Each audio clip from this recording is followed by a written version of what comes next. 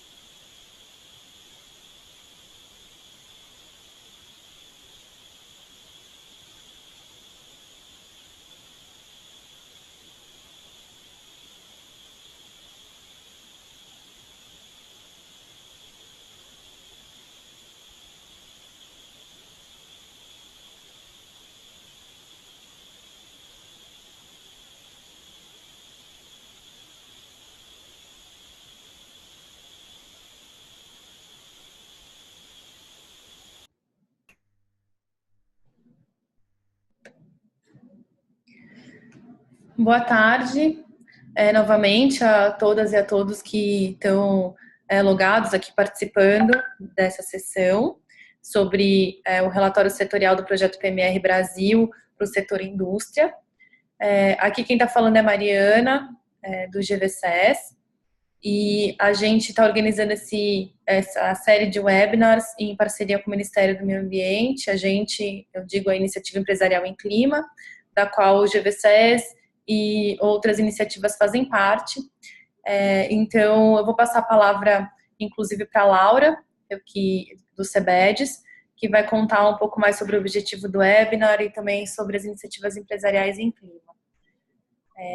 Laura, peraí que eu vou tirar você do mudo, só um minuto.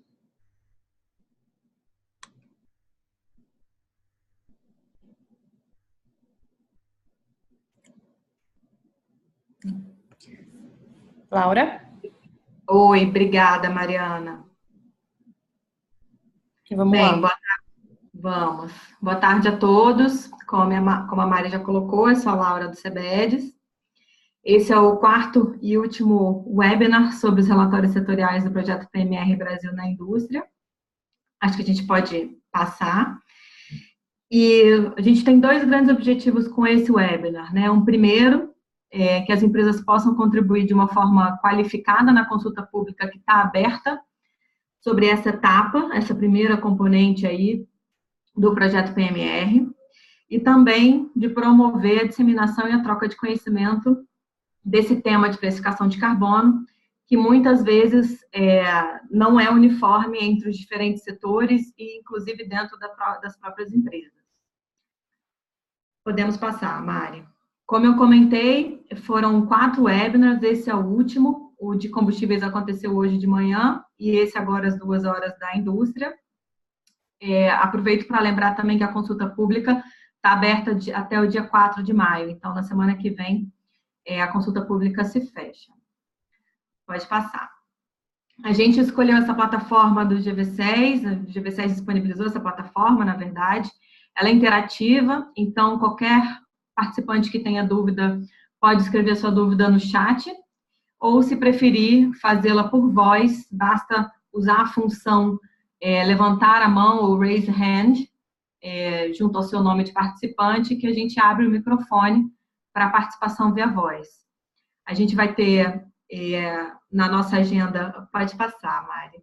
Na nossa agenda a gente vai ter um momento específico para perguntas e comentários, então a gente vai começar com uma abertura da IEC que eu vou fazer, seguida de uma introdução do que é o projeto PMR e esse contexto da consulta pública, seguido também da apresentação do relatório do setor industrial, olhando para o seu perfil e especialmente para as políticas setoriais e instrumentos de precificação que hoje estão identificados nesse relatório. E aí, depois, a gente passa para a parte de perguntas e comentários dos participantes. Desculpa pelo horário aqui, na verdade, inicia às 14 horas, né, com fim às 16, até às 16 horas. Então, podemos passar. Para quem não conhece, a IEC é composta pelas organizações que vocês estão vendo na tela, o CEBEDES, da qual eu faço parte, o Centro de Estudo de Sustentabilidade da Fundação Getúlio Vargas, da qual a Mariana faz parte, o CDP, o Instituto Ethos, Envol Verde, Instituto Neomundo e a Rede Brasileira do Pacto Global, que hoje é a Secretaria Executiva da IEC. Eu acredito que a gente tem também a Juliana do CDP participando, e, se eu não me engano, talvez a Flávia do Instituto Ethos também estejam online. Podemos passar.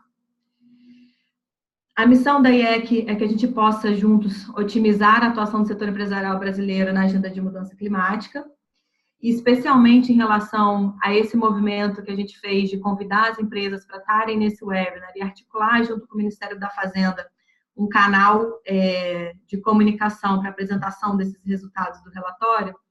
A gente enxerga que isso é muito aderente ao objetivo de promover o engajamento do setor empresarial com os formuladores de política. Além de toda a sinergia que a gente busca sempre na agenda, de poder ganhar escala nas ações que a gente faz em benefício da agenda de clima e o papel do setor empresarial nela. A IEC tem hoje 3 frentes de atuação. Uma primeira que é de precificação de carbono, uma segunda de adaptação à mudança do clima e uma terceira das negociações internacionais. Na agenda de precificação de carbono, a gente começou olhando para capacitação, essa capacitação evoluiu para uma possibilidade do setor empresarial se posicionar, um posicionamento empresarial que a IEC fez em 2016. No final do ano passado, esse posicionamento evoluiu com engajamento para alta liderança. A gente teve uma carta aberta assinada por diversos CEOs de empresa, se posicionando a favor de uma precificação de carbono no Brasil. E essa carta teve o apoio da Carbon Pricing Leadership Coalition, que é uma rede internacional sobre precificação, uma coalizão sobre precificação de carbono, da qual as instituições que fazem parte da IEC fazem parte, e que apoia o tema com diversos entes, atores da sociedade, como academia, próprio setor empresarial e governos. A segunda frente de adaptação à mudança do clima, ela tem sido tocada com webinars sobre adaptação. Já foram realizados 3 webinars. O último foi realizado ontem, especificamente. A gente teve nesse webinar a oportunidade de trazer 3 empresas para apresentar seus cases e como elas vêm se movimentando em relação a como se adaptar à mudança climática. E também eventos em conjunto para difundir e fortalecer a atuação empresarial na agenda.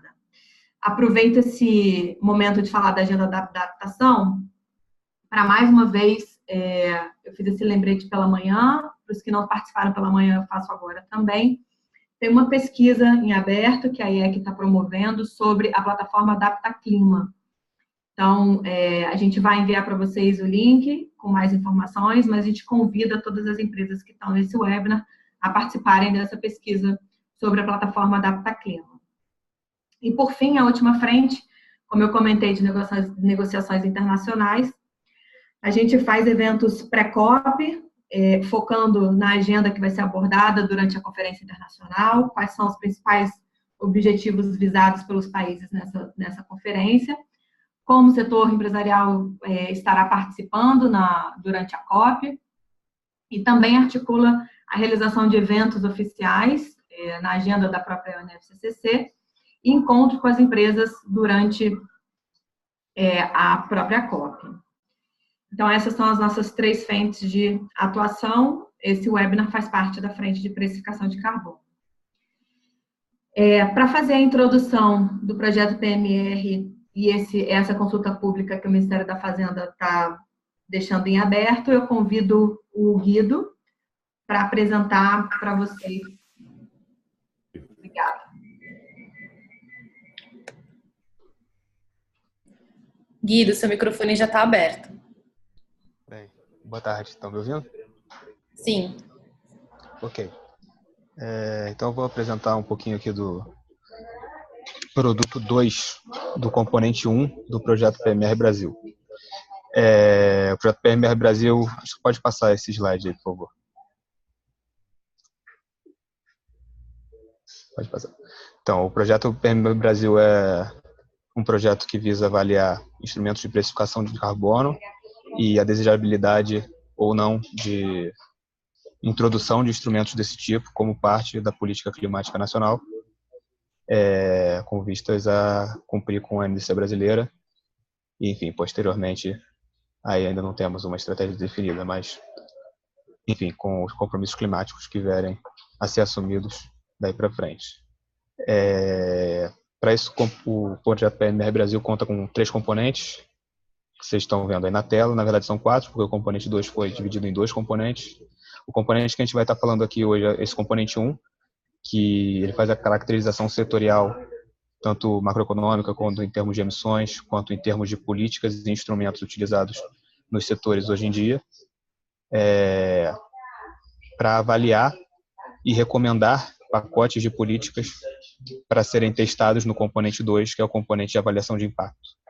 Esse componente de avaliação de impacto ele tem o componente 2A, que é um componente com modelagem econômica, uma modelagem integrada para tentar extrair impactos socioeconômicos da adoção dos diferentes pacotes de política.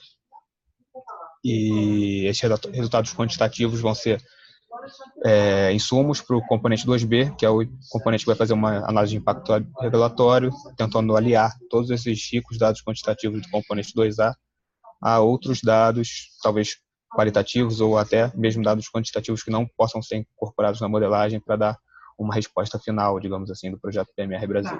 Por fim, a gente tem o componente 3, que é o componente no qual a FGV se encaixa, que é um componente de consulta, comunicação e engajamento, no qual são feitas oficinas técnicas, seminários. Além disso, tem eu aqui no Ministério para dar suporte técnico. E, enfim, é um projeto bem ambicioso e no qual a integração entre os três componentes é essencial. Hoje a gente vai estar falando sobre esse componente 1, mais precisamente sobre a primeira parte do componente 1, que seria a parte de diagnóstico setorial, mapeamento de políticas, mapeamento de realidades setoriais em termos econômicos, em termos tecnológicos, para alimentar a segunda parte do componente 1, que seria a parte de recomendações de políticas. Essa segunda parte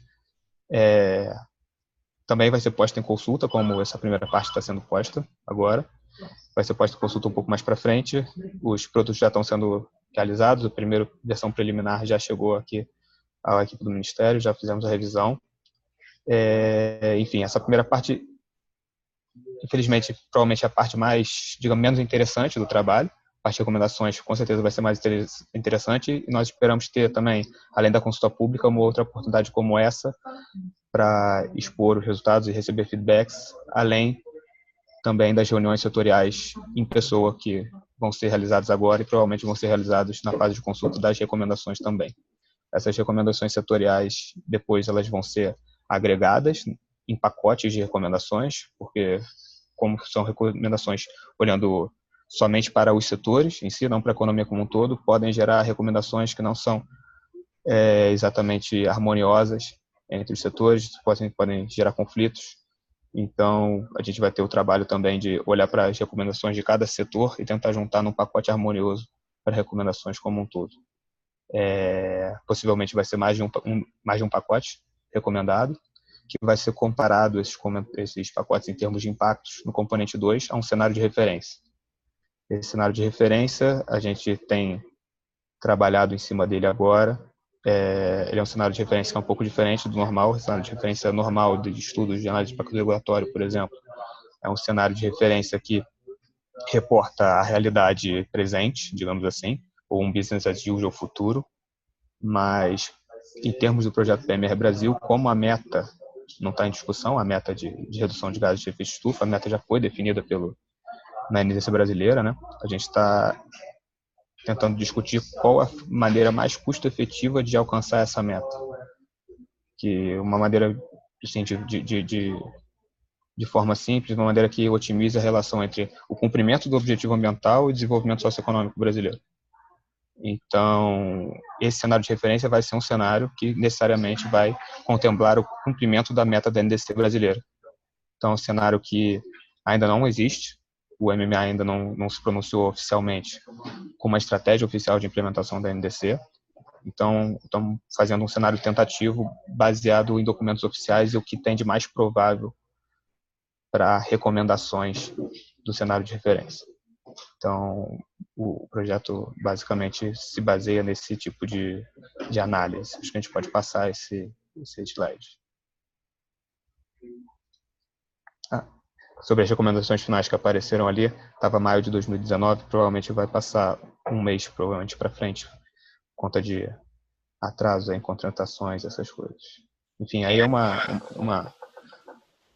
um olhar mais geral para o projeto. Como eu disse, essa análise setorial aqui na esquerda do slide é a parte do componente 1, que vai olhar tanto para essas análises do setor, como eu falei, como para as políticas e para a experiência internacional, e gerar recomendações que vão ser encaminhadas para avaliação de impactos e uma componente transversal aí, esse componente de consulta e engajamento. Podemos passar também. Certo. Aí, mais uma vez, temos o esquema do componente 1 do projeto, que está separado em 4 macrosetores: combustíveis, eletricidade, indústria e agropecuária. A indústria, nós temos 7 subsetores, foram escolhidos com base na sua intensidade de emissões. São os 7 subsetores tem maior representatividade de emissões no país, que são cimento, cal, vidro, siderurgia, alumínio, papel celulose e indústria química. Então a gente vai estar falando sobre esses setores aqui hoje. Vão gerar recomendações, esses estudos de diagnóstico, como eu havia falado, vão ser consolidados em uns pacotes de instrumentos aí já harmoniosos entre setores e ser encaminhados para o componente 2, que é de avaliação de impacto.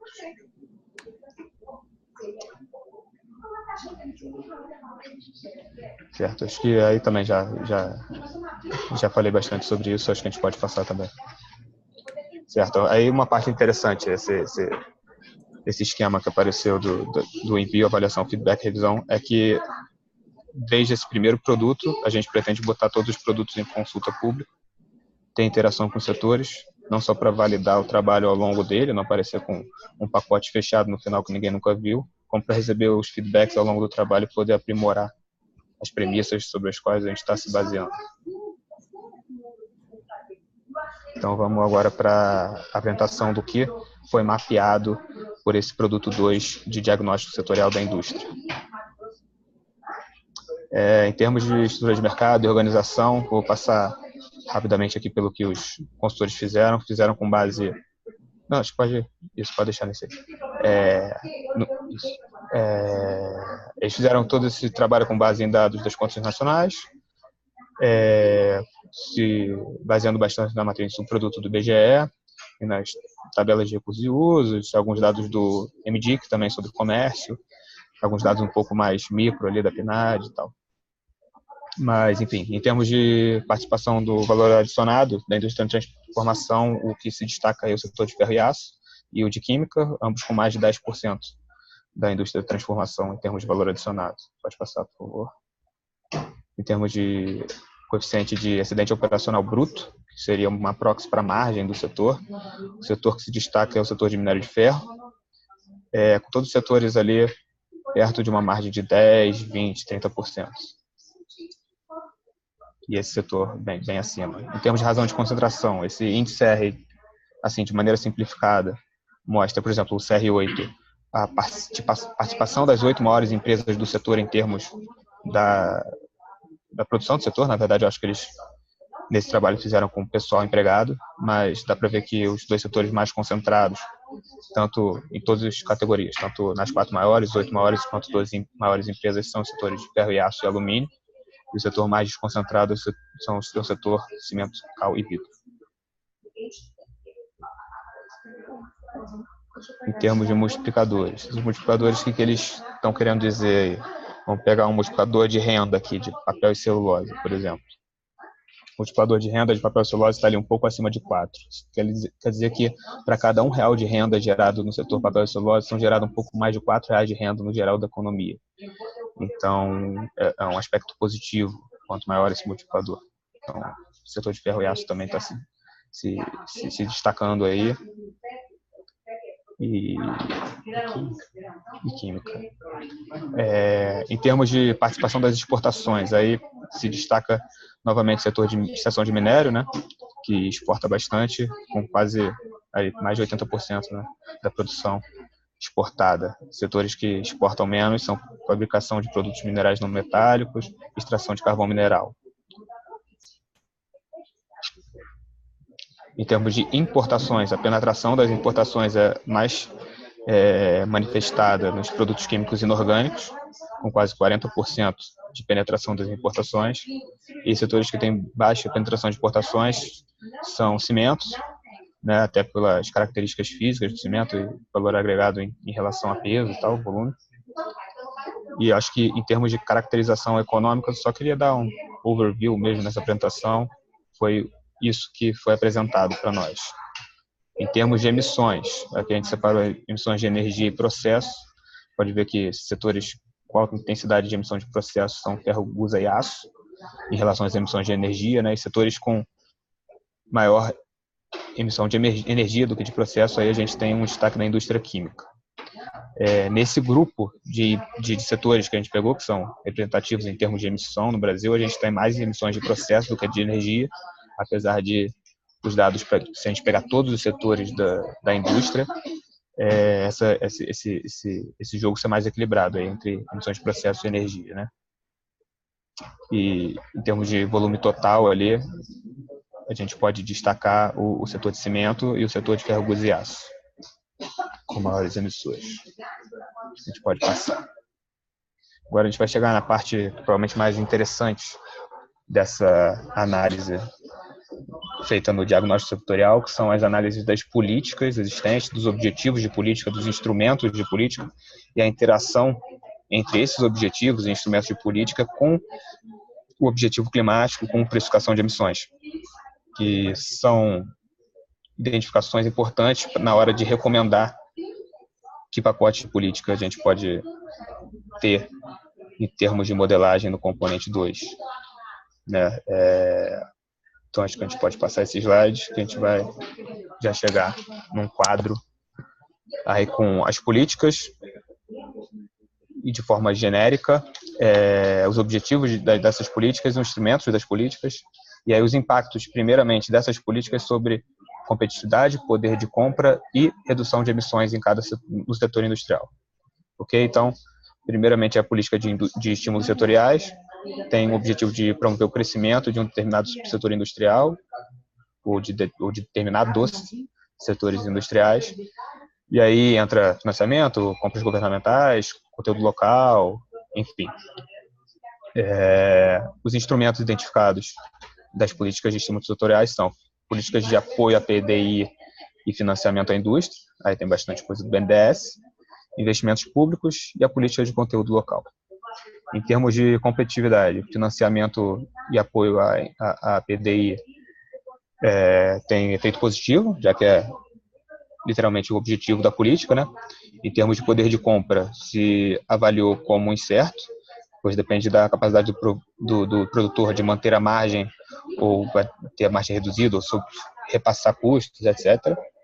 E em termos de redução de emissões também. Vai ser incerto, depende do foco desse financiamento de PDI, se for, por exemplo, aumentar a capacidade industrial no setor que seja intensivo em fósseis, vai ter um efeito negativo, mas se for um PDI no setor para usar energia renovável ou cogeração em algum tipo de processo industrial, recuperação de vapor e tal, pode ter um efeito positivo. A política de investimentos públicos tem também, novamente, efeito positivo sobre competitividade, positivo sobre poder de compra, também até por questões infraestruturais, etc., e não tem muita relação com redução de emissões, nesse caso. Já a política de conteúdo local, ela aumenta, digamos assim, ela é incerta porque ela pode aumentar a competitividade dos subsetores que estão protegidos pelo conteúdo local, mas ao mesmo tempo pode aumentar o custo de setores que utilizem os insumos que estão sendo produzidos pelas indústrias protegidas, reduzindo a competitividade dos mesmos.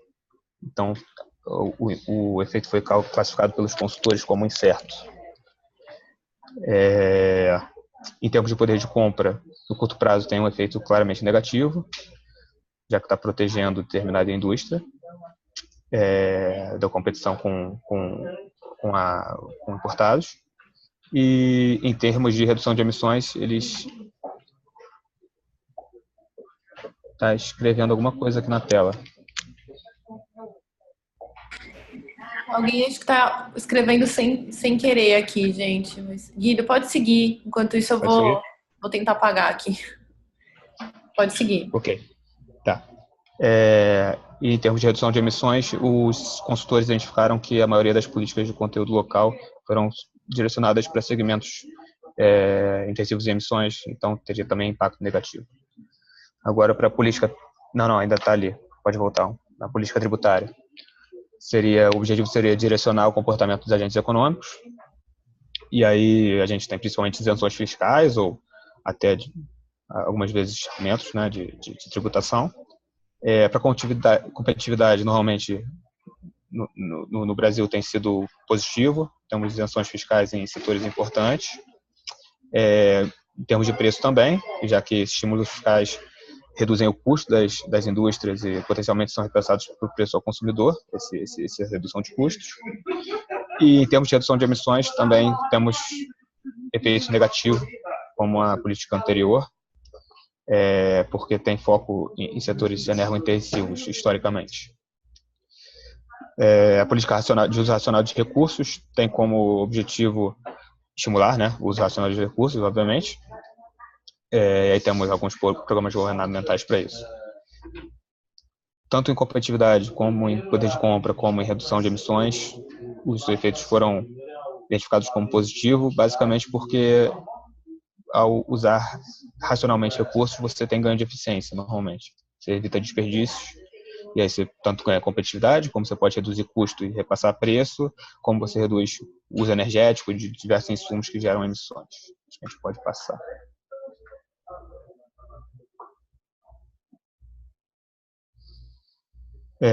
Ainda nessa parte de uso racional e eficiência, a gente tem como instrumentos investimento em P&D para eficiência energética e programas de financiamento do BNDES. Assim como ali em cima, esses dois também têm efeitos positivos em poder de compra, competitividade e redução de emissões. Mais uma vez, pelo mesmo motivo que eu citei, normalmente políticas voltadas à eficiência geram redução no uso de insumos. Um dos insumos é eficiência, energia. Com isso, pode-se aumentar a competitividade, a redução de custos pode ser passada para preços e haverá uma redução de emissões, aí salvaguarda o efeito bumerangue, que é aquele efeito de, apesar de você, quando você reduz os custos associados a determinado produto, você pode aumentar o consumo desse determinado produto. E aí, apesar do ganho de eficiência na produção, o aumento da produção e da venda pode gerar aí um efeito contrário ao inicial. Mas, enfim, acho que é de menor escala em relação ao ganho inicial. Em relação às políticas para o clima, com ênfase em gases de efeito estufa, os objetivos são reduzir as emissões e atender os compromissos da PNMC, da NDC e etc. Para isso, nós temos Plano Nacional de Mudança do Clima, Fundo Nacional de Mudança do Clima, Política Nacional de Mudança do Clima, Plano Indústria, Plano Siderurgia e NDC. Em relação aos primeiros que eu citei, eles não têm mecanismos definidos diretamente que podem afetar a competitividade ou poder de compra, eles simplesmente dizem respeito a emissões, que teria efeito positivo. O Plano Indústria, ele explicitamente busca reduzir emissões sem comprometer a competitividade, e aí seria atingível por ganhos de eficiência, etc. Ele busca evitar o consumo, a redução do consumo devido a preços mais elevados. Então, isso é um fim intrínseco da política também, não afetar negativamente o poder de compra. E como objetivo da política também é positivo o impacto sobre redução de emissões. Já o Plano Siderurgia, ele também busca estimular a competitividade do setor siderúrgico, então tem efeito positivo sobre a competitividade. Por o mercado de siderurgia ter preços formados largamente no mercado internacional, o efeito desse plano sobre os preços do aço aqui no Brasil tendem a ser neutros, já que o Brasil é o tomador de preços. E em termos de emissões, aí sim positivo, já por ser um dos objetivos da política. A NDC brasileira, assim como os primeiros, não tem muita relação com competitividade e poder de compra.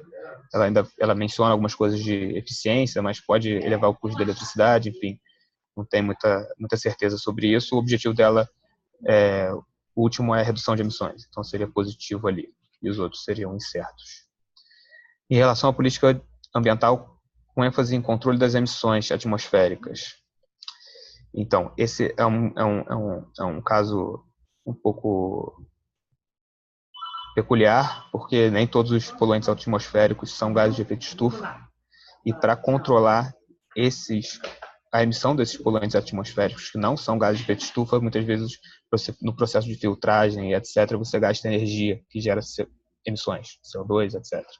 Então, é possível que, ao controlar poluentes atmosféricos, você aumente a emissão de gás de efeito estufa, apesar de alguns poluentes atmosféricos serem também gases de efeito estufa.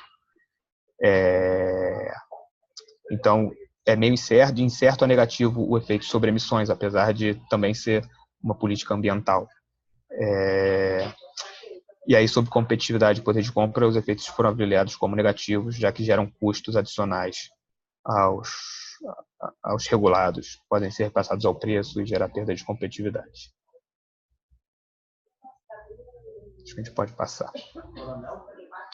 Já em termos, aquilo foi os objetivos da política, as políticas em relação aos objetivos de competitividade, poder de compra e emissões. Agora a gente vai ter uma análise similar, mas com relação ao impacto sobre a precificação da precificação de carbono sobre os objetivos da política.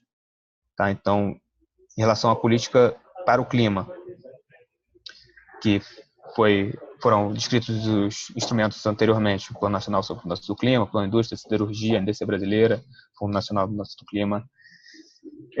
O impacto objetivo seria positivo, já que a precificação de carbono é um mecanismo que pode vir a ajudar a cumprir os objetivos dessa política, de todas essas políticas climáticas, inclusive o objetivo do projeto PMR Brasil é justamente avaliar como a precificação de carbono poderia compor um pacote de instrumentos para implementar a política climática brasileira. Já em relação à política de estímulos setoriais, fechou aqui o meu segundo, tá? Já em relação à política de estímulos setoriais, a precificação de carbono tem efeito incerto, que ela pode prover recursos para apoiar setores por meio da reciclagem das receitas geradas por uma tributação, por exemplo. Mas, ao mesmo tempo, a tributação pode vir na forma de um imposto, ser jogado no Caixa Geral, do Orçamento Geral da União, e aí ser destinado a outros tipos de atividades. Então, seria aí um fardo sobre os setores e não uma benesse. Então, esse impacto da precificação de carbono sobre os estímulos setoriais vai depender bastante da destinação dos recursos dessa precificação de carbono. Em relação à política tributária, a precificação de carbono pode ajudar a direcionar o comportamento dos agentes, que é um dos objetivos da política tributária, né? Pelas emissões de GE seria uma externalidade negativa. Uma tributação de carbono poderia ajudar a enviar o correto sinal de preços dos agentes, melhorando o comportamento dele em termos de eficiência, já que externalidade negativa é uma falha de mercado, né? Mas, ao mesmo tempo, as políticas tributárias tiveram foco em isenção para setores energointensivos ultimamente, então não fica muito clara como que se dará essa interação da precificação com a política tributária vigente. Em termos da política de uso racional de recursos, acho que é pouco discutível que vai ter um efeito positivo. A precificação de carbono, ao corrigir, digamos assim, esse sinal de preços associado à externalidade de emissões, vai ter impactos positivos para todos os subsetores sobre o correto uso de recursos e um nível mais eficiente dos recursos, diminuir desperdícios, etc. Existem algumas salvaguardas, por exemplo, algumas tecnologias como o CCS, que é o Carbon Capture and Storage, que podem necessitar de grande volume de recursos hídricos,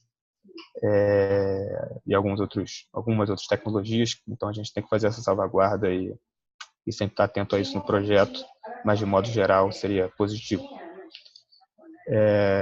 Em relação à política ambiental e o controle das emissões atmosféricas, apesar das emissões do controle de emissões, emissões atmosféricas mesmo, teria impacto positivo para todos os setores. Apesar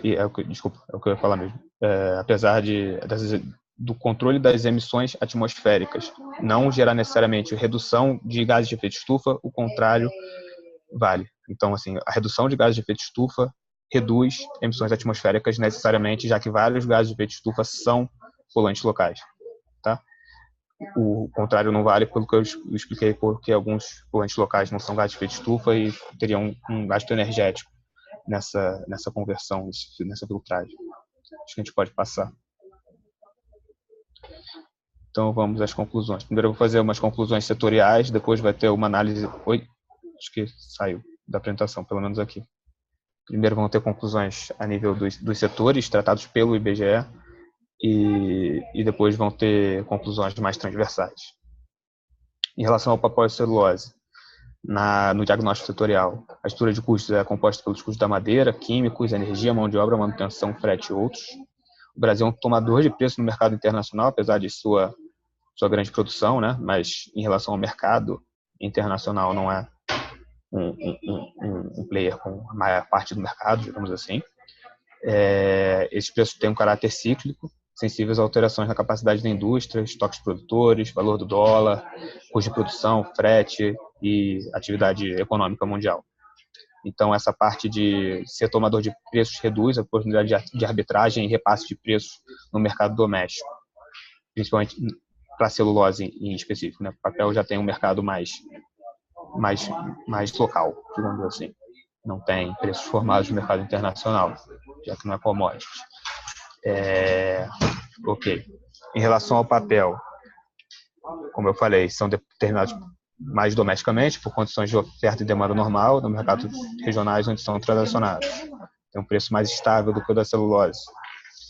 E em relação aí a uma precificação do carbono no setor, o setor possui uma produção concentrada, custos bem abaixo dos competidores internacionais, principalmente no plantio e crescimento da matéria-prima, né, da madeira para gerar celulose. Então, esse setor foi identificado que ele pode se manter competitivo com um preço razoável aí de precificação de carbono e se tornaria ainda mais competitivo em relação ao mundo do que é hoje se os mercados mundiais também precificassem, já que o Brasil tem uma vantagem em termos de intensidade carbônica no setor em relação ao mundo. Acho que a gente pode passar. Continuando aí em papel e celulose. Em relação à absorção do eventual precificação de carbono, a gente tem uma margem abaixo de 30%, que é uma margem mediana. Não seria tão fácil essa absorção, mas tem algum espaço. Tem vantagem de custo em relação ao mercado internacional, como eu já falei, e tem alta concentração. Então, esse repasse de carbono aos consumidores nacionais no setor de papel seria factível. No setor químico, a demanda por insumos químicos é dependente de produtos intermediários. Enfim, é um setor que tem muito business to business, né, em relação a outros setores. E aí, por ser um setor desse tipo, depende muito do consumo mundial, da oscilação econômica cíclica mundial, e são muito elásticos ao crescimento tanto do PIB brasileiro quanto do crescimento mundial. Por ser também um setor que, digamos assim, é muito globalizado, não sei se posso falar assim, mas seria esse o sentido, as variações do câmbio também vão causar bastante impacto na competitividade da indústria química. Depende muito, como a gente mostrou lá, o coeficiente de penetração das importações da indústria química, não sei se vocês lembram, mas era um dos mais elevados. Ela depende muito de importação de produtos químicos básicos e seu faturamento também. Cada produto do segmento tem sua particularidade, é um setor muito diverso, é difícil falar da indústria química como uma indústria só, né? Possivelmente a repartição da indústria química em seus segmentos trará uma claridade muito maior sobre os resultados que a gente está olhando aqui. Cada segmento da indústria química é bem particular e em relação aos outros setores que a gente está tratando do PMR, ele é o que tem maior heterogeneidade interna, digamos assim. O Brasil é bastante dependente do mercado mundial, tanto para venda quanto para produção, né? Vários insumos da indústria química são importados. Como eu falei, é um setor bem globalizado e está vulnerável à situação macroeconômica mundial, então por isso a gente tem que olhar para os efeitos sobre a competitividade da indústria química de uma possível precificação de carbono com bastante cautela. Ao mesmo tempo, a indústria química brasileira se mostra também com menor intensidade de carbono do que a indústria química mundial, então isso seria uma vantagem competitiva para o Brasil no caso de uma precificação de carbono a nível mais mundial, com um maior número de players precificando esse carbono. Com relação à absorção da precificação, no geral, o setor não tem altas margens. Como eu disse, os segmentos são muito heterogêneos, então alguns têm margens maiores, outros menores. O que apresentou maior margem isso, estou falando é uma proxy da margem, né? Mas enfim, o que teria maior margem seria o produtos farmoquímicos e farmacêuticos, que sugere que teria maior capacidade de absorção do custo de carbono, mas aí também tem que olhar com bastante calma para como é a formação de preços desses produtos no mercado mundial, porque nem sempre é simples de interpretar como é o cost pass-through nos setores químicos. A gente pode passar para o próximo. Ferro e aço. Setor muito suscetível à competição externa, né? Um setor que tem formação de preços também bastante formada no mercado mundial e a gente vê que grande parte do aço consumido aqui no Brasil é importado, então a gente tem que olhar com bastante cuidado a precificação de carbono também nesse setor, porque qualquer diferencialzinho de preços aqui no país pode gerar substituição por aço importado e etc. Um fator positivo para o setor é a ótima qualidade do minério de ferro brasileiro, pode ser considerado uma vantagem competitiva no mercado com esse nível de competição muito forte. E pensando assim em termos, mais uma vez, da precificação de carbono tomando força e sendo adotada por cada vez mais países, a gente teria uma vantagem competitiva em relação aos competidores internacionais. Seria muito boa para a indústria siderúrgica brasileira que isso acontecesse, porque nossos patamares de emissão, nossa intensidade de emissão do setor siderúrgico é muito menor do que a intensidade de emissões lá fora, em parte também por conta do tipo de energia que a gente usa. Se a gente comparar com a China, por exemplo, eles vão ter uma matriz energética muito mais suja, digamos assim, do que a matriz energética brasileira. Então, seria um setor de destaque num caso como esse. Teve uma queda internacional dos preços do aço, com isso o setor vem sofrendo, com faturamento menor, está reduzindo aí o volume de exportações e reduzindo também as margens do setor. É um setor que deve ser visto com cuidado, como eu falei anteriormente, e a absorção do preço de carbono por todos esses fatores de competição extrema e margem de lucro mediana seria mais difícil para esse setor do que outros setores que a gente está tratando no projeto PMR. Cimento, cal e vidro. Aqui a gente tem uma análise desses três setores em conjunto. Nos relatórios, sempre que possível, os consultores tentaram separar com base em informações secundárias, mas no nível de classificação do IBGE, por exemplo, esses três setores estão juntos. Então, quando a gente faz a avaliação dos indicadores da matriz de um produto, por exemplo, não tem como tratar esses setores de forma diferenciada, mas, mais uma vez, sempre que possível, no relatório, os consultores tentaram separar as características dos três setores. Aqui eu vou apresentar os três juntos. Eles têm uma formação de preço e estrutura de mercado bem diferenciados. Os três são segmentos intermediários, então também tem essa dinâmica do business to business. O cimento e o cal têm forte relação com a indústria civil, enquanto o setor vidreiro tem forte ligação com a indústria automobilística. E, como um todo, eles têm baixa margem de lucro, não apresentam grande coeficiente de exportação. É um setor que não é tão concentrado, então seria difícil de repassar um custo de carbono. E essa absorção também seria mais difícil que em outros setores. O setor de alumínio tem também seu preço formado aí no mercado internacional. Tem grande parte do alumínio aqui no Brasil que é reciclado, os preços são estabelecidos pelas grandes empresas. Em 2015 o país diminuiu sua produção e passou a ser importador de matéria-prima, porque houve um aumento muito pronunciado dos custos de energia elétrica, e o setor de alumínio é altamente intensivo em energia elétrica, né, na fabricação do alumínio, pode representar até 60% dos custos de produção. Em relação à taxa de carbono, foi visto que esse setor tem uma margem abaixo da média, dificulta a absorção, e além disso tem grande competição internacional, como evidenciado pelo movimento recente aí, citado com o ano base 2015.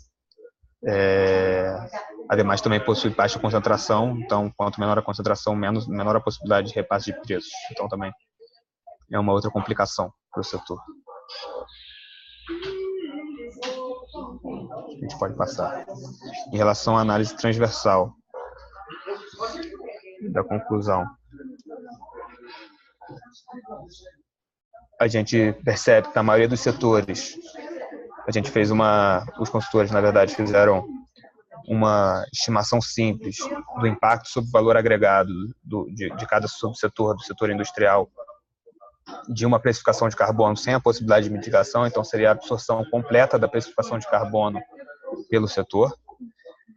E na maior parte dos setores, esse impacto seria inferior a 5% do VA setorial. Então, apesar de grande parte dos setores industriais mencionados terem grande dificuldade de repassar custos e não terem margens tão elevadas para absorver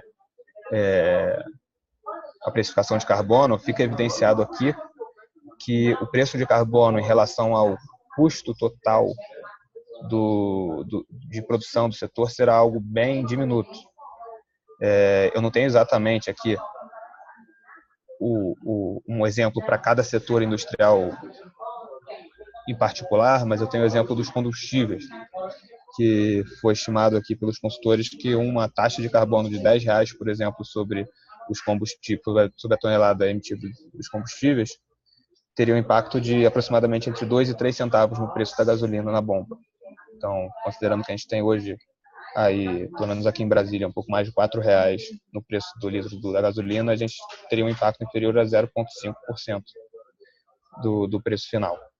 No setor industrial, a gente teria que fazer os cálculos ainda, mas esse cálculo preliminar diz que uma taxa de $25 por tonelada de CO2, que é uma taxa bastante elevada, né? Se pensar em reais, né? Seria quase R$100 por tonelada. É bem pouco provável que uma taxa de carbono inicial no Brasil tenha um patamar desse tipo. Estamos pensando em algo bem mais reduzido. E mesmo assim teria um impacto inferior a 5% do VA. Tá? E dentro do setor solucionado, cimento, cobre e vidro é o que sofre o maior impacto da precificação de carbono. É um setor que tem menor valor agregado aí, né? E também é grande emissor. Bem intensivo em emissões. Acho que a gente pode passar esse. Tá.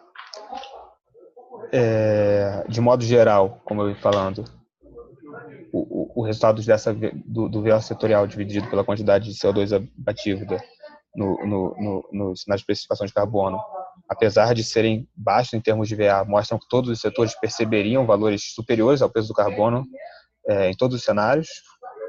E o que isso quer dizer? Quer dizer que, vamos dizer assim, eu tenho o preço de carbono e eu tenho a emissão de CO2 de um setor. Você multiplica um pelo outro, daria, teoricamente, um valor aí de custo para o setor.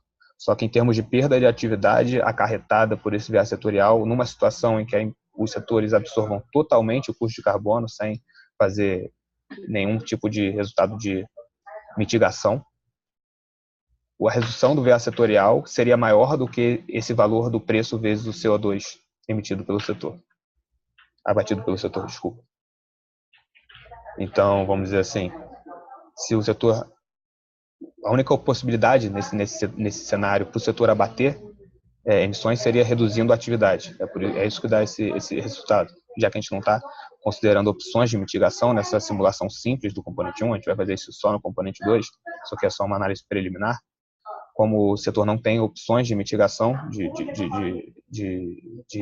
emissões, a única opção para ele reduzir as emissões seria reduzir a atividade, e essa redução de atividade faz com que ele perceba um preço de carbono final superior ao preço de carbono que seria o oficial do mercado, ou seja, o VA dele está reduzindo mais do que o cálculo simples de preço do carbono vezes CO2 abatido. A única exceção é o setor de cimento, cobre e vidro com um preço de 100, mas isso aqui é só uma ressalva, porque no preço de 100 o cimento, cobre e vidro ele percebe um valor menor de carbono do que os 100. Isso indica que o quão seria, digamos assim, essencial aos setores algum tipo de reciclagem ou algum tipo de proteção em relação a esse preço de carbono. Aí tem aí, associado ao que eu falei agora, tem os valores da tabela, seria a variação do VA setorial em relação ao abatimento do CO2 em diferentes cenários de preço. Então, no cenário de preço, o BC é baixo carbono 10, então seria um cenário em que se adota todas as medidas de mitigação relacionadas a um preço implícito de carbono de até $10 por tonelada. E essa tabela foi retirada de um projeto que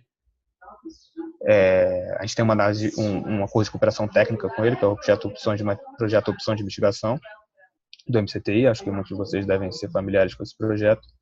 E esses são resultados do projeto Opções de Mitigação. Então, não foi nada feito pelos nossos consultores, foi simplesmente consultado lá. E a gente vê que mesmo quando as opções de mitigação são consideradas, o preço de carbono percebido pelos setores é maior do que o preço implícito de carbono colocado na modelagem.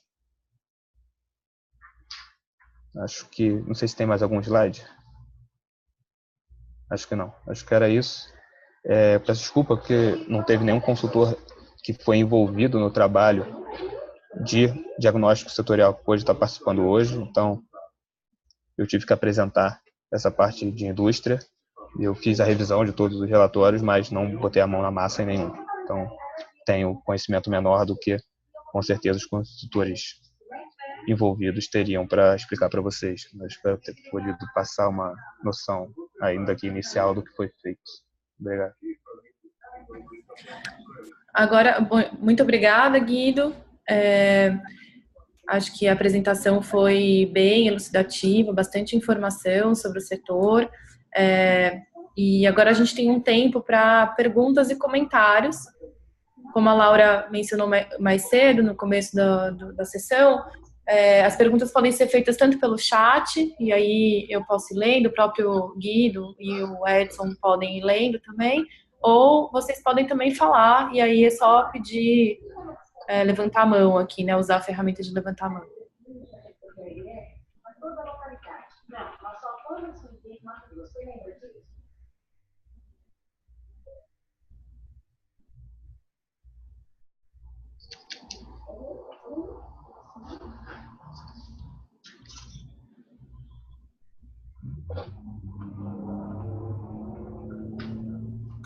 Bom, eu vou começar então fazendo uma pergunta, já para quebrar o silêncio, abrir a sessão. Guido e Edson, vocês, eu entendo que é de diagnóstico, né, então a gente está olhando bem para os setores no Brasil, contexto econômico, político brasileiro, mas especialmente para o setor da indústria, a gente tem muita referência internacional, né, de instrumentos de precificação sendo aplicados à indústria aí ao redor do mundo, na América Latina, Europa, enfim, quase todos os sistemas aí incidem sobre a indústria. Vocês, nessa fase, nesse componente 1, vocês já olharam, vocês os consultores, né, já olharam para essas referências em algum momento? Serviu de base, ou essas referências vão entrar mais agora no componente 2? Como é que é essa busca por aprendizados aí nessas experiências internacionais?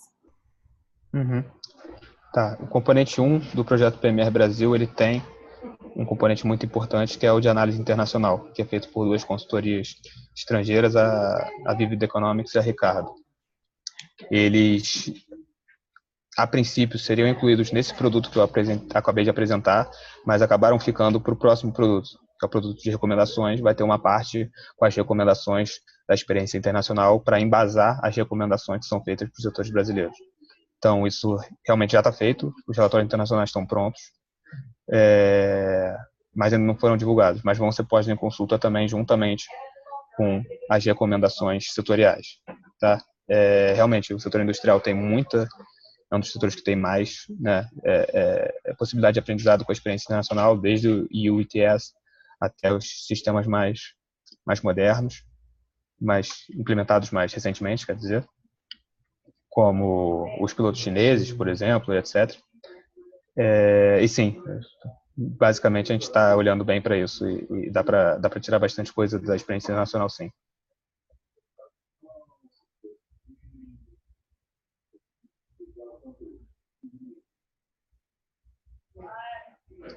Muito obrigada. A gente tem mais uma pergunta aqui.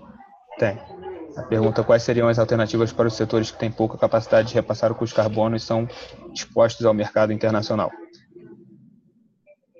Bem, internacionalmente, o que se vê é que, numa combinação de intensidade de emissões com exposição à competição internacional, os setores que são identificados como mais expostos e com maior probabilidade de perder competitividade, eles têm algum mecanismo de proteção associado à precificação de carbono, seja uma reciclagem de recursos da precificação para apoio ao setor, seja uma isenção de parte das emissões da cobertura de tributação ou do mercado. No mercado a gente pode dar, enfim, alocação inicial gratuita de certa parte das permissões, etc. Então, normalmente, esses setores têm algum tipo de proteção, mas, como eu disse, o impacto de um preço de carbono no nível médio mundial, que está aí, não sei, seria uns R$20, algo do tipo, um pouco menos de $10, não sei exatamente qual está a média hoje, mas seria provavelmente bem pequeno em relação ao custo total das empresas. Então, seria uma redução muito marginal da margem. Ficou um pouco complicada essa frase, marginal da margem, mas é mais ou menos isso, acho que deu para entender. Mas basicamente é isso. Normalmente eles têm algum tipo de proteção e a parcela das emissões aí que fica descoberta, se tem alguma parcela descoberta, provavelmente vai ter um impacto bem pequeno sobre esse setor. Ademais, ainda tem a possibilidade, a gente tem visto hoje em dia, por exemplo, cada vez mais iniciativas de precificação de carbono ao redor do mundo. Por o Brasil ter uma matriz energética relativamente limpa, o Brasil teria uma vantagem competitiva inexistente há 10 anos atrás, por exemplo. Nossa indústria, de modo geral, é mais limpa que a internacional, então a precificação de carbono a nível mundial daria uma vantagem competitiva para o Brasil, não seria um problema para nossas indústrias. Quais serão os próximos passos após a conclusão do projeto? Bem, a conclusão do projeto ainda está um pouco distante, falta mais de um ano, será ali mais ou menos no meio de 2019. Mas o projeto ele acaba com uma recomendação. Agora, se essa recomendação vai ser adotada como política pública ou não, aí está realmente fora da nossa alçada. A gente quer falar um pouco sobre isso, Edson? Um comentário que a gente pode fazer. Boa tarde a todos aí, antes de tudo.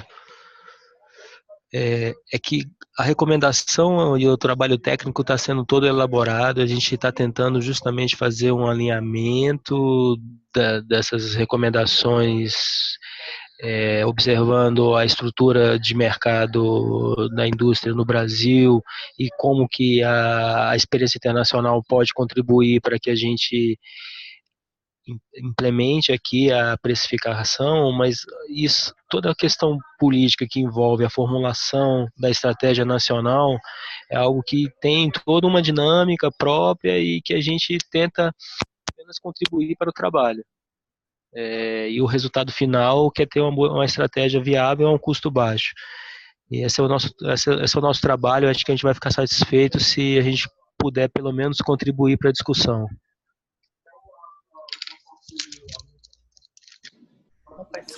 A gente tem aqui duas pessoas com a mão levantada. Primeiro a Ingrid. Eu vou ativar seu microfone, Ingrid.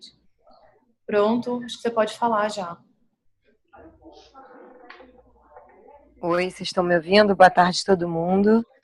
Em primeiro lugar, queria agradecer aí o trabalho exaustivo aí do Ministério da Fazenda, de estar fazendo a melhor técnica possível. Acho que com certeza vai contribuir muito aí para o debate da precificação. Realmente a tomada de decisão política é outra, mas a gente sabe o bom trabalho que vocês estão fazendo. Em nome da indústria, a gente agradece aí o trabalho de vocês. Eu queria só tirar uma dúvida na apresentação do Guido, que ele mostrou uns slides, eu queria entender se ele podia responder essa parte, eu fiquei um pouco na dúvida. A questão que alguns setores foram identificados, né, que a gente estava falando, inclusive, na pergunta anterior, que vão sofrer com essa precificação, foi identificada individualmente, né, mas que naquela análise transversal, pelo menos estava ali o preço, se eu não me engano, a $25 no slide, por tonelada de CO2, que isso significaria um impacto setorial no máximo até 5%, né, menor que 5% do valor agregado setorial. E aí depois, um pouco mais na frente, foi mostrado uma tabela também dessa análise transversal, onde o setor de ferro e aço, por exemplo, apesar do preço do carbono estar a $25, tem uma variação na agregada aí de 3.296. Eu queria entender essa variação muito grande, porque a ordem de grandeza do ferro e aço tá diferente. Eu sei que essa tabela foi tirada lá do opções de mitigação, mas eu queria entender se isso não é um pouco contraditório com essa análise do menor dos 5% da variação do valor agregado setorial. Você pode explicar um pouco mais, Guido, por favor? Eu fiquei na dúvida aqui sobre a interpretação. Tá.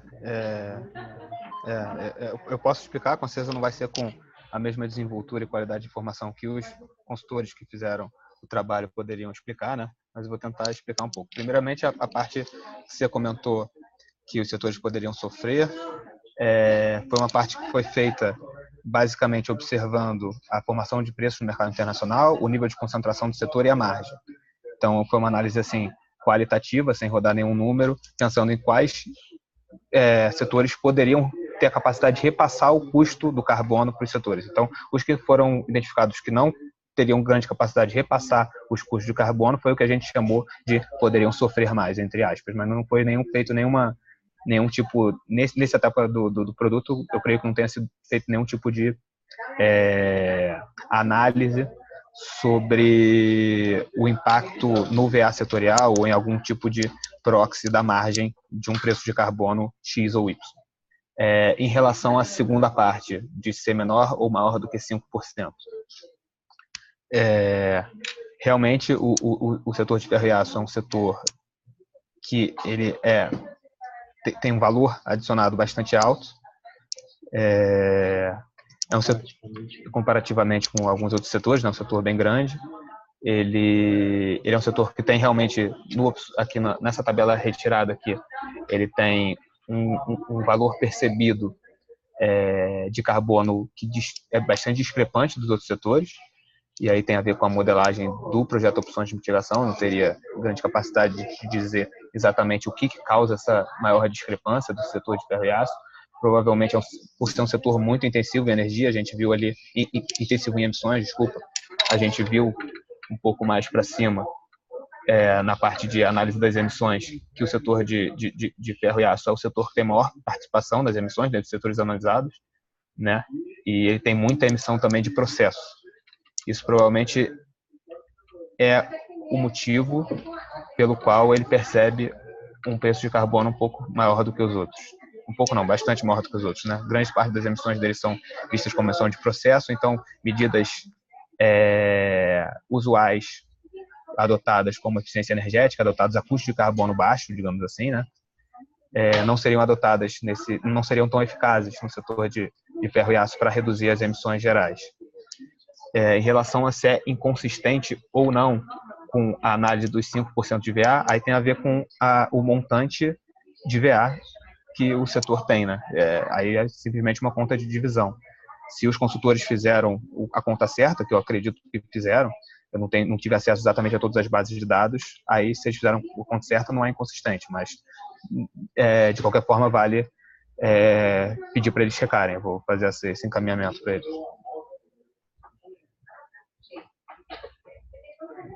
Tem a Laura também aqui inscrita para falar. Só um minuto, Laura. Pronto, pode seguir. Oi, Guido. Obrigada aí mais uma vez por toda a explicação. Uhum. E aí eu estou fazendo uma reflexão com base nos outros webinars e um olhar sobre os outros setores também. A gente teve na segunda-feira, né, a apresentação do setor elétrico, e ficou muito claro como a decisão por emitir não é dos operadores de usinas, sim, né, do operador de sistema. Uhum. Isso caracteriza aquele setor, né, dessa forma. Já para combustíveis, hoje de manhã, a gente já viu que tem uma concentração muito grande no subsetor de refino, e uma forma diferente e heterogênea de tributação entre diferentes combustíveis e tal. Uhum. Aqui na indústria, a gente já vê uma variedade, claro, né, subsetorial, mas também uma variedade de opções de mitigação e diferentes preços possíveis de carbono aí para cada setor. Sem querer já olhar para a próxima etapa do projeto com tanta sede, assim, digamos, mas a gente estaria inclinando, de certa forma, uma recomendação para o setor da indústria para um sistema de comércio de emissões para esse grupo de subsetores que o projeto avaliou, ou ainda seria muito cedo para olhar para isso? Então, quem está tratando isso é o componente 1. Assim, pela estrutura da indústria, digamos até pelo tipo de emissões que ele gera, pela heterogeneidade capaz de ser capturada por um sistema de comércio em termos de custo de abatimento da indústria, olhando para a experiência internacional, a gente vê que sim, que grande parte dos sistemas de comércio de emissões internacionais tem a indústria como principal player ou um dos principais, abarcam o setor industrial. Mas eu não consigo te dizer agora o que os componentes, o que os consultores vão recomendar. Isso eu não saberia te dizer, mas assim, acho que é razoável o ponto que você fez, é bem por aí.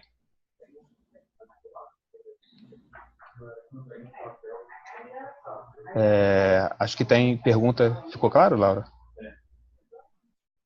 Ficou sim, Guido. Obrigada. Okay. Tem umas perguntas aqui na internet. O Gabriel. Boa tarde. Existe alguma percepção de como a precificação, principalmente do vidro e alumínio, poderia impactar o setor de bens de consumo? Bem, aí vai muito do preço que vai ser posto, da capacidade de repasse de custos desses setores e como esse preço de carbono está impactando nos custos que vão ser repassados. Por exemplo, a gente estava vendo mais cedo o setor de combustíveis, que a gente identifica como um setor com grande capacidade de repasse de custos aqui internamente no Brasil. Então, dependendo do preço do carbono, poderia sim ter um impacto sobre o consumidor final. Embora, como eu falei, uma taxa de aproximadamente R$10 gere muito pouco de aumento de preço do combustível, né? Mas, assim, se a gente pensar numa taxa muito alta, talvez tivesse algum impacto mais significativo. Agora, do Felipe, em relação a essa vantagem internacional relacionada à matriz energética mais limpa, como o projeto está avaliando políticas que garantam essas vantagens aos produtos nacionais em relação aos produtos importados para o consumo no mercado interno? Então, o projeto olha de diversas formas. Uma delas que está sendo discutida no mercado internacional tem alguma contestação da OMC, mas, de forma geral, é um tema quente no debate sobre precificação do carbono no mundo, são os Border Carbon Adjustments, que seria botar um ajuste fronteiriço para preço de carbono na entrada de importações. Então, seria basicamente, se o Brasil tem uma taxa de R$10 por tonelada de carbono e o país que está exportando para o Brasil não tem nenhuma taxa de carbono, a gente imporia essa mesma taxa na entrada do produto no solo nacional. Essa seria uma das possibilidades de lidar com essa vantagem internacional para os produtos importados, tá? Mas tem outras e os consultores estão olhando para isso sim, pode ficar tranquilo. Da Patrícia. A eficiência energética é uma das principais opções de mitigação de emissões na indústria, inclusive com custo negativo. Entretanto, há diversas barreiras que impedem a adoção dessas medidas. A taxação aumentaria a atratividade de investimentos em eficiência, mas não necessariamente atacaria as barreiras existentes. Está prevista alguma discussão mais detalhada sobre as políticas de eficiência energética para complementar? Sim. A resposta é sim. Assim, a recomendação, inclusive, que vai sair desse componente 1, não é só um instrumento de precificação de carbono. Como eu falei, é um pacote de instrumentos de política climática. E dentro desse pacote está, inclusive, ajustes em políticas setoriais existentes. É lógico que a gente não vai meter o dedo lá numa política do Ministério de Minas e Energia e falar, muda isso. Até porque grande parte das políticas do Ministério de Minas e Energia tem objetivos outros que não a redução de emissões. Tem segurança energética, controle de poluentes locais, etc. Agora, alguns ajustes sutis em políticas setoriais existentes que possam vir a serem complementares a um instrumento de precificação ou complementares ao atingimento da meta brasileira, vão sim ser propostos pelo componente 1, inclusive as que se relacionam ao destravamento de algumas barreiras à adoção de medidas de eficiência energética. Até algumas barreiras e soluções para isso já foram, inclusive, identificadas no nosso projeto parceiro, que é o projeto Opções de Mitigação, e vão ser aprofundadas aqui no projeto PMR. O Felipe Maciel. No início da apresentação foi citado que, na ausência de uma posição oficial para a implantação da NDC, o projeto está trabalhando com metas baseadas em estimativas mais prováveis. Considerando a ausência de metas quantitativas específicas para a indústria, qual a estimativa que o PMR tem adotado para essa análise e qual a sua origem? Ok. Então, o cenário de referência está sendo baseado em medidas que são contidas nos documentos oficiais que a gente tem. São anexo da NDC, um documento do MMA com o Banco Interamericano do Desenvolvimento, um documento do Fórum Brasileiro de Mudanças Climáticas e o projeto Opções de Mitigação. Então, a gente está focando, como o MMA não definiu metas setoriais, é só uma meta agregada, a gente está trabalhando com medidas. Como essas medidas vão se traduzir em redução de emissões a nível de setor, aí já só o componente de modelagem vai poder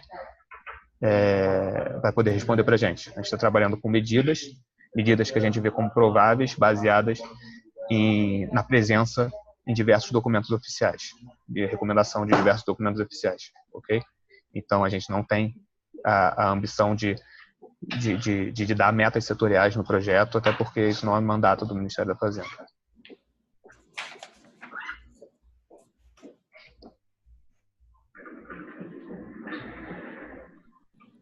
Ok.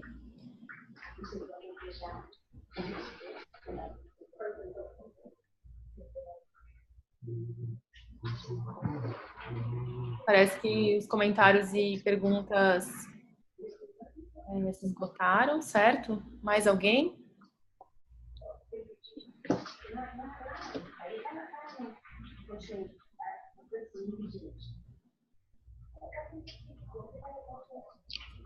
Então, acho que a gente vai encaminhando aqui para o fechamento.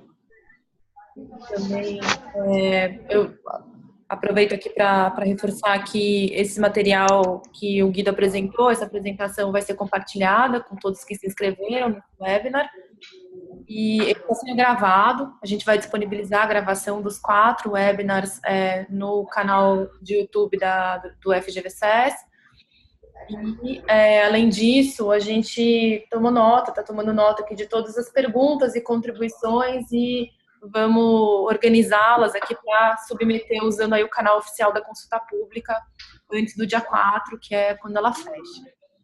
Então, a gente aqui da IEC agradece mais uma vez, né, o Ministério da Fazenda, aí especialmente representado pela Secretaria de Política Econômica, então a Luísa Mello, o Rodrigo Guimarães, o Edson, que está hoje com a gente, e o Guido, que é da equipe aqui do FGVSS, mas que vem trabalhando nesse projeto com o Ministério. E aqui os nossos contatos da IEC, então também fiquem à vontade para entrar em contato com qualquer um de nós. Todas essas organizações que compõem a iniciativa estão muito envolvidas nessa especificação de carbono, então vai ser um prazer aí, enfim, seguir trocando informações e ideias. Bom, então, muito obrigada mais uma vez, Guido, Edson. Queria agradecer também a todos os participantes. É muito importante para a gente ter esses canais de relacionamento, receber feedbacks de vocês para melhorar a qualidade do trabalho e também fazer algum engajamento aí em torno desse tema e do nosso projeto. Quanto mais vocês estiverem engajados com a gente, até relacionado a uma pergunta, né, maior é a chance de a gente ter algum sucesso político aí no futuro. Acho que o Edson quer agradecer também. Bom, pessoal, eu agradeço muito aí a participação de vocês, o empenho de vocês estarem analisando nosso material e espero que vocês continuem conosco aí. Nós nos encontraremos novamente nas próximas etapas. Tá bom? Grande abraço. Abraços, até logo então.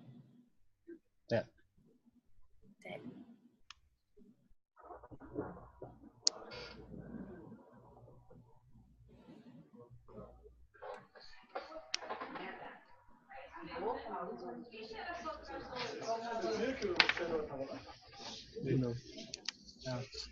Bom.